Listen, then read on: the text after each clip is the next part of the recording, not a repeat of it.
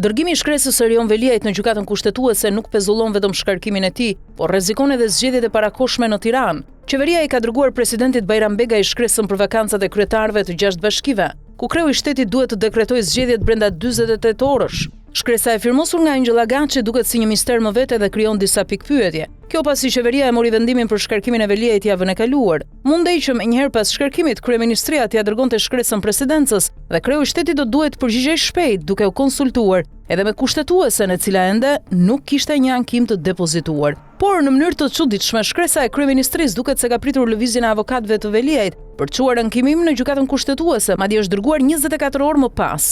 Kjo vonesë hap dy dilema, ose kryeministria ka pasur frikë të vepronte me nxitim, nga frika se mund të tërhiqej më pas, ose ka pasur një koordinim në distancë me Erion Veliajin. Në fakt Veliajt nuk i intereson të hap sot një luftë frontale me Edi Ramën, pasi është në pozitë të pafavorshme. Megjithatë, ankimimin kushtetuese është i domosdoshëm për statusin juridik të tij. Avokatët ndërkombëtar të Veliajt kanë gati dosjen për ta dërguar në gjykatën e Strasburgut, por që kjo të ndodhë duhet të shterojnë të gjitha shkallët e gjykimit në Shqipëri, ku kushtetuesja është finale. Me vendimin që do të shpall kushtetuesja për shkarkimin, mbrojtësit ndërkombëtar të Veliajt do të kenë dritën jeshile për të dorëzuar kërkesën në gjykatën europiane të drejtave të njerëzit. Padia në Strasburg nuk merret me akuzat themelore të SPAK-ut ndaj kryebashkiakut, por me shkeljet e mundshme të drejtave kushtetuese dhe ligjore të një zyrtari të zgjedhur me vota. Nga arrestimi, trajtimi nga SPAK dhe deri tek shkarkimi nga qeveria, Veliaj ka shanse të mira që të marrë një vendim pozitiv nga Strasburgu. Nëse gjykata konstaton se të drejtat e tij janë shkelur, ai mund të fitojë lirinë dhe të ndjek çështjen nga shtëpia. Veliaj nuk ka interes të përplaset tani me Ramën, sepse kjo do ta forconte kryeministrin, do të dobësonte opozitën dhe nuk do t'i sillte atij ndonjë përfitim politik. Nga ana tjetër, Rama, nëse nuk shpallen zgjedhjet e reja në Tiranë, i shembet e gjithë skema për bashkitë e tjera, pasi kryeqyteti është copa e madhe e biftekut. Shkresa e kryeministrisë e ka vënë në presion presidentin, i cili sipas të gjitha gjasave